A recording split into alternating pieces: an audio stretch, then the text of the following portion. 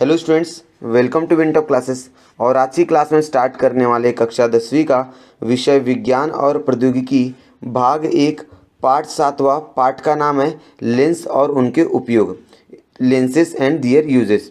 Students, इस पाठ पर ऑलरेडी मैंने 2 वीडियो बनाया हुआ है और यदि आप लोगों को उन वीडियोज़ को देखना है तो उन वीडियोज़ की लिंक आपको इस वीडियो के डिस्क्रिप्शन में मिल जाएंगी, या तो आप प्लेलिस्ट में जाके उन वीडियोज़ को देख सकते हो। उन वीडियोज़ के अंदर स्टूडेंट्स मैंने लेंस के अलग अलग प्रकार के बारे में बताया हुआ है और साथ ही साथ बताया है कि उत्तल लेंस और अवतल लेंस द्वारा किस प्रकार से हम लोग अलग अलग वस्तुओं के प्रतिबिंब तैयार कर सकते हैं। ठीक है, यदि आप लोगों ने उन वीडियोज़ को नहीं देखा है तो प्लीज़ पहले आप लोग उस वीडियो को देख लीजिएगा, ताकि आपको लेंस से संबंधित सारी जानकारी आपको मिल सके, जो आपको ये वीडियो समझने में हेल्प करेगा। ठीक है स्टूडेंट्स, तो आज का टॉपिक हमारा है मानव नेत्र और लेंस का कार्य। आज हम लोग समझेंगे कि मानव नेत्र किस प्रकार से कार्य करता है। जैसा कि आप सभी को मालूम है, मानव नेत्र जो होता है उसके अंदर लेंस होता है, जो प्राकृतिक लेंस है, एकमात्र प्राकृतिक लेंस होता है। वो हमारे नेत्र के अंदर किस प्रकार से कार्य करता है और कैसे उसके अंदर किसी भी वस्तु का प्रतिबिंब तैयार होता है और हम लोग कैसे किसी वस्तु को देख पाते हैं, आज की वीडियो लेक्चर में आप लोग समझ जाओगे। तो स्टूडेंट्स, यदि आप लोग हमारे चैनल पर नए हो तो चैनल को सब्सक्राइब कर दीजिए और चलिए वीडियो को स्टार्ट करते हैं। सबसे पहले स्टूडेंट्स समझ लेते हैं आँखों के अलग अलग अंग, कहाँ पर कौन सा अंग होता है। जैसे आप लोगों को मालूम है, ये पलक होती है, जो ऊपर आप लोगों को बाल होता है आँखों पर, वो पलक होती है जो झपकती रहती है। ठीक है ना। तो आप लोग मुझे कमेंट सेक्शन में कमेंट कर बताइएगा हमारी पलक 1 मिनट में कितनी बार झपकती है। ठीक है, ये पुतली है, आपको जो ब्लैक कलर की दिख रही है ये क्या है, पुतली है। ठीक है ना। और इसी पुतली के पीछे क्या होता है, लेंस होता है। ठीक है, आप लोग अभी वीडियो लेक्चर में देखोगे। ध्रुण पटल होता है, ये जो व्हाइट कलर का सबका होता है ध्रुण पटल होता है। ठीक है ना। और यहाँ पर परितालिका होती है, परितालिका जिसको इंग्लिश में हम लोग आइरिस कहते हैं। ये परितालिका का जो रंग होता है उस हर एक सजियों में क्या होता है, अलग अलग होता है, और उसकी वजह से उसके आँखों को अलग अलग कलर मिलता है। किसी का काला कलर होता है, किसी का थोड़ा सा ब्राउन होता है, और एक किनार है। ठीक है ना। तो इस तरह से हम लोग देख सकते हैं कि आंखों में अलग अलग जगहों पर अलग अलग अंगों के बारे में इनका अलग अलग कार्य है। ठीक है, तो आज की वीडियो लेक्चर में यही हम लोग सीखने वाले कि जो हमारा मानव नेत्र है उसके अंदर लेंस किस प्रकार से कार्य करता है और प्रतिबिंब कैसे तैयार होता है। स्टूडेंट्स, आपके सामने यहाँ पर मानव नेत्र का आकृति दिख रहा होगा। सबसे पहले ये मानव नेत्र जो होता है इसके अंदर किस तरह कार्य होता है वो समझने का हम लोग प्रयास करेंगे। सबसे पहले हम लोग समझते हैं कि जो पार पटल होता है स्टूडेंट्स, ये नेत्र का सबसे बाहरी हिस्सा होता है। जो पार पटल है जिसको हम लोग स्वच्छ मंडल भी कहते हैं, ये नेत्र का सबसे बाहरी हिस्सा होता है और इसके अंदर से ही नेत्र के अंदर प्रकाश किरणें क्या करती है, प्रवेश करती है।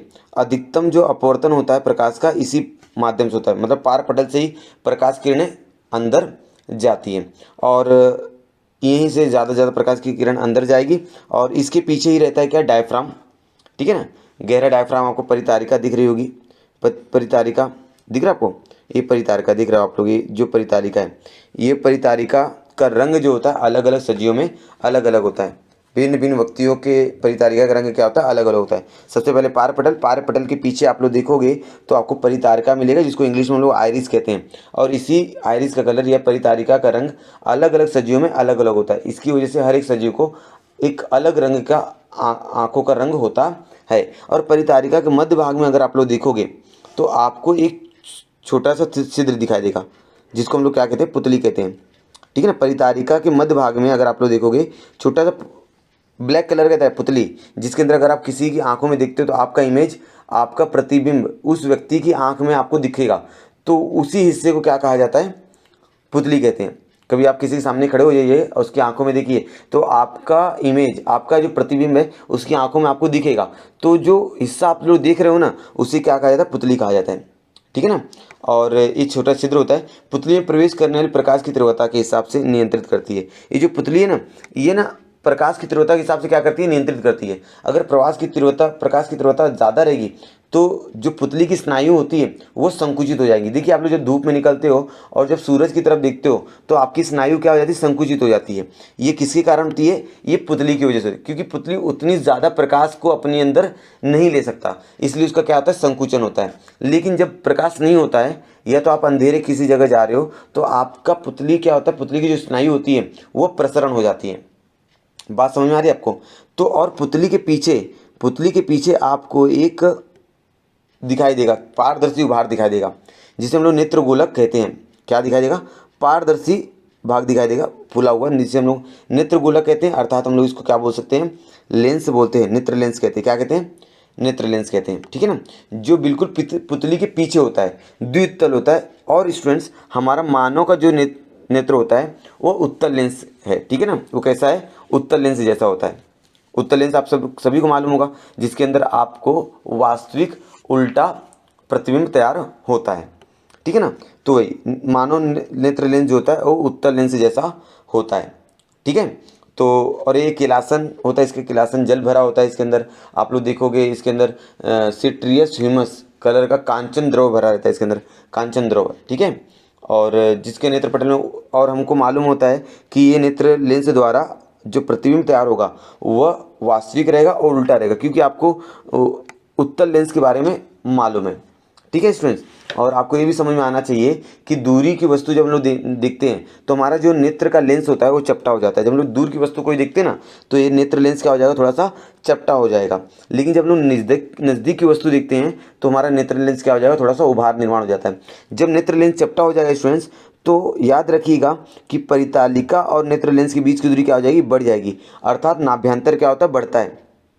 बात समझ में आ रही? जब आप दूर की वस्तु देखते हो तो आपका नेत्र लेंस क्या हो जाएगा? चपटा हो जाएगा, और नाभ्यंतर आपका क्या होता है? बढ़ जाता है। और उस समय आपकी आंखों पर ज़्यादा दबाव का निर्माण होता है। लेकिन जब आप लोग नज़दीक की वस्तुएं देखते हो तो आपका नाभ्यंतर क्या होता है? कम होता है, और आपकी आंखों पर ज़्यादा दबाव निर्माण नहीं होगा। लेकिन किसी भी वस्तु को जब आप आंखों के बहुत ज़्यादा करीब लाओगे तो वस्तु आपको दिखाई नहीं देता है। तो मेरा कहने का मतलब यही है कि नेत्र लेंस का नाभ्यंतर एक विशिष्ट सीमा तक ही सीमित होता है, कि आप बहुत नज़दीक लाने पर भी कोई वस्तु को नहीं दिख पाओगे।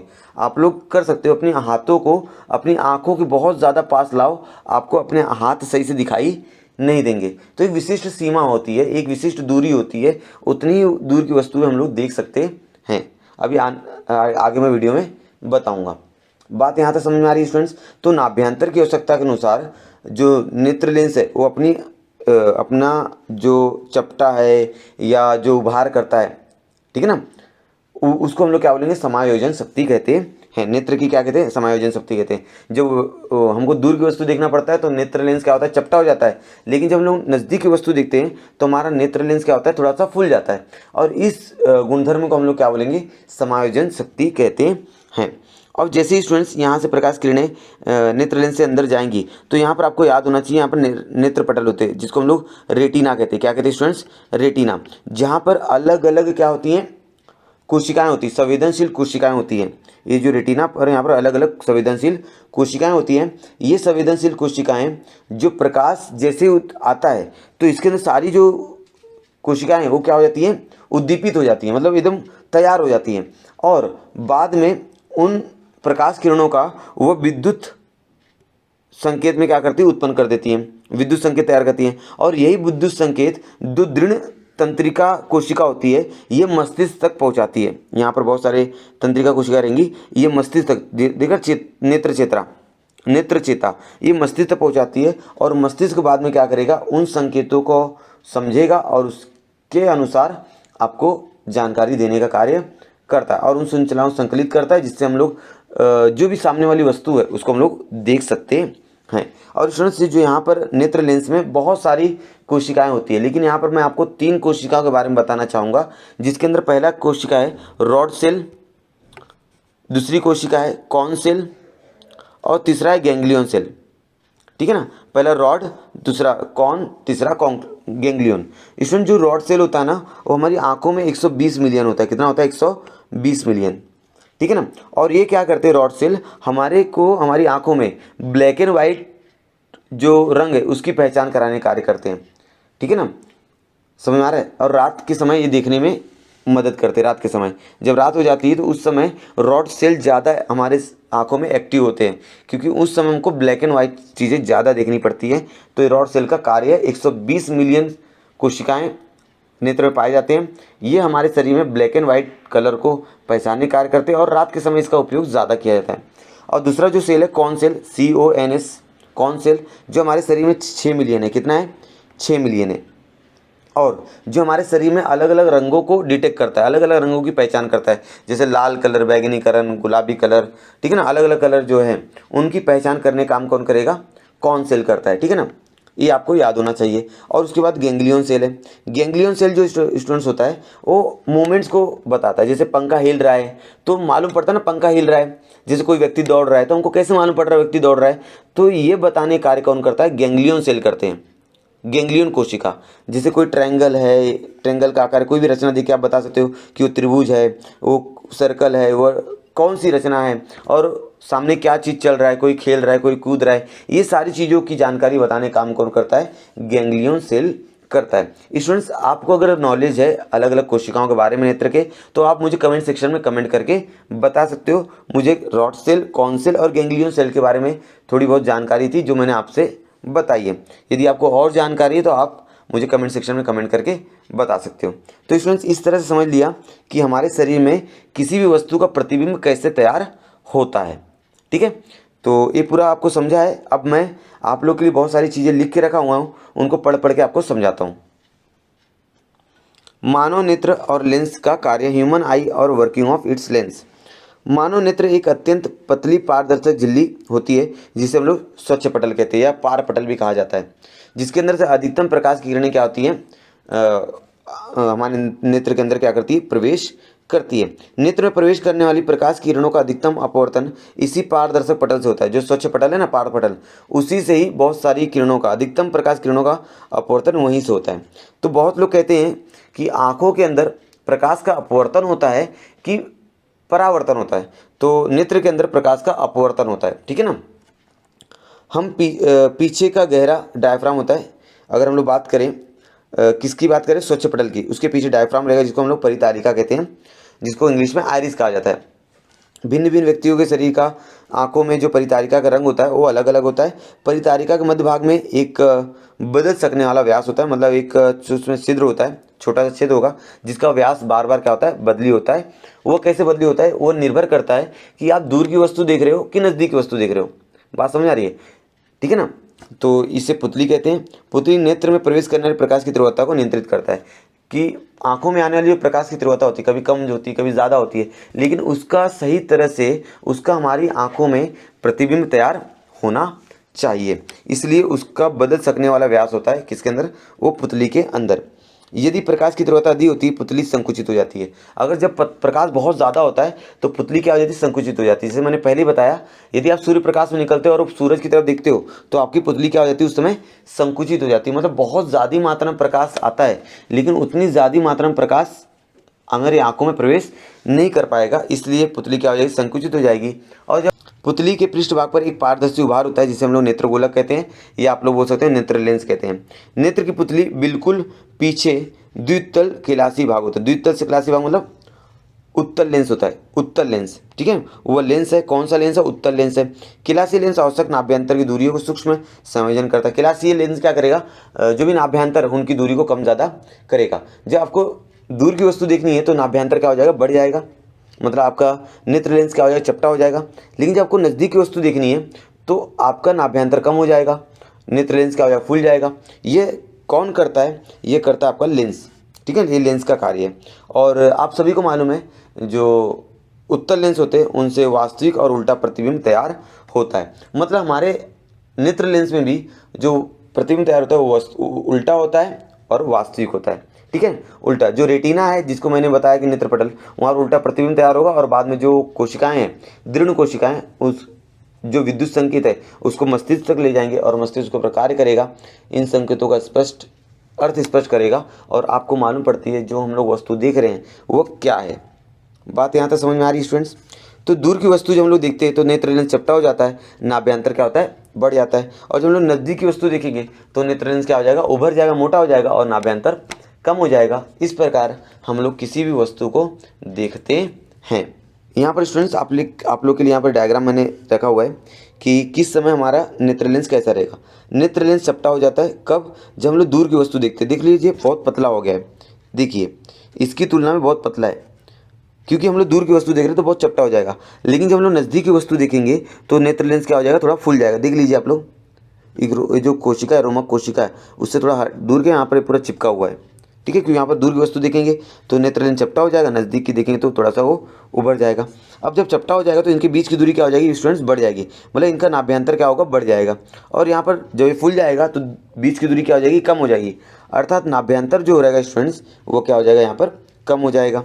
तो लचीले लेंस को कम अधिक उभार कर उसकी वक्रता बदलकर समायोजन किया जा सकता है, परंतु नेत्र का लेंस नाभ्यंतर विशिष्ट दूरी सीमा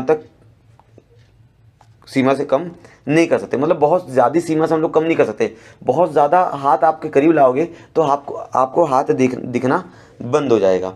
तो यही बोला है, एक विशिष्ट सीमा तक ही आप इसको कर सकते हो।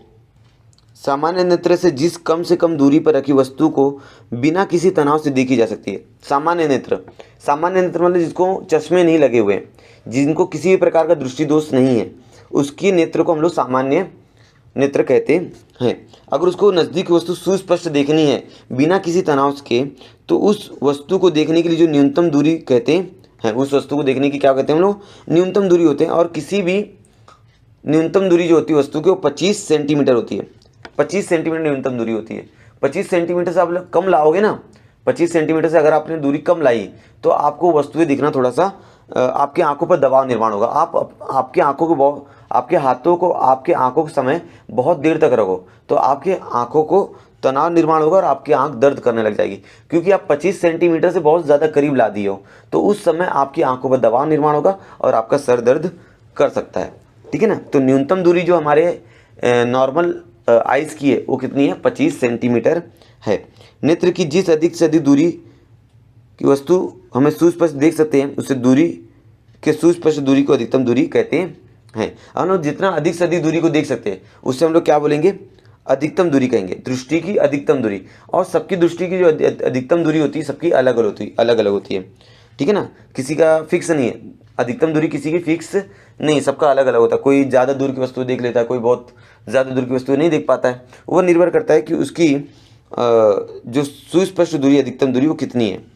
और ठीक है ना, ये समझ में आ गया, मानव नेत्र की दूरबिंदु से अनंत दूरी पर होता है। नेत्र गोलक का व्यास 2.4 सेंटीमीटर होता है। जो नेत्र गोलक होता है उसका व्यास 2.4 सेंटीमीटर होता है स्टूडेंट्स। और कभी कभी ये 2.3 कहीं लिखा रहेगा, कोई किताब में आपको 2.3 भी लिखा रहता है।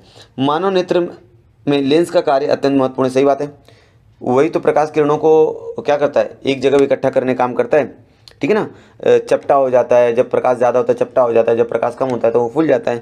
तो ये मानव नेत्र में किसी वस्तु को देखने के लिए जो लेंस है वो बहुत महत्वपूर्ण कार्य करता है। नेत्र के नाभ्यंतर को परिवर्तित कर भिन्न भिन्न दूरी की वस्तु को नेत्र में समायोजित करता है। नाभ्यंतर कम ज़्यादा करने का काम किसका होता है, लेंस का होता है। अगर लेंस नहीं होता तो हमारा नाभ्यंतर कम ज़्यादा नहीं होता, अर्थात हम लोग उस वस्तु को नहीं देख पाते। सामान्य नेत्र के लिए नेत्र की पेशियाँ शिथिल होने के बाद 2 सेंटीमीटर हो जाती हैं। जो सामान्य नेत्र रहेगा, जब नेत्र शिथिल हो जाएगा तो उसकी सेंटीमीटर कितना हो जाएगा, 2। नेत्र लेंस द्वारा नाभिकीय बिंदु नेत्र के अंदर वाले पर्दे पर होता है। स्टूडेंट्स, आज की वीडियो लेक्चर में इतनी। आज हमने क्या सीखा, मानव नेत्र और लेंस के कार्य। उम्मीद आपको पूरी वीडियो पसंद आई होगी। यदि स्टूडेंट्स वीडियो पसंद आई तो वीडियो को लाइक ज़रूर कीजिएगा और अपने दोस्तों के साथ वीडियो को शेयर कीजिएगा ज़्यादा से ज़्यादा। यदि स्टूडेंट्स आप लोग हमारे चैनल पर नए हो तो सब्सक्राइब कर दीजिए, उसके बाजू में जो बेल आइकन है उसको प्रेस करके ऑल कर दीजिए, ताकि जब भी मैं कोई नई वीडियो अपलोड करूं नोटिफिकेशन आप तक पहुंचे और आप मेरी सारी वीडियोस को देख सकें। स्टूडेंट्स, कमेंट करके आप मेरे पूछे गए प्रश्नों को उत्तर दीजिए। और यदि आपको कोई राय देनी है, आपको कोई डाउट है या कुछ पूछना है तो आप मुझे कमेंट सेक्शन में कमेंट करके पूछ सकते हो, बता सकते हो। तो स्टूडेंट्स, मिलते हैं इसी तरह की नेक्स्ट वीडियो में, तब तक के लिए धन्यवाद।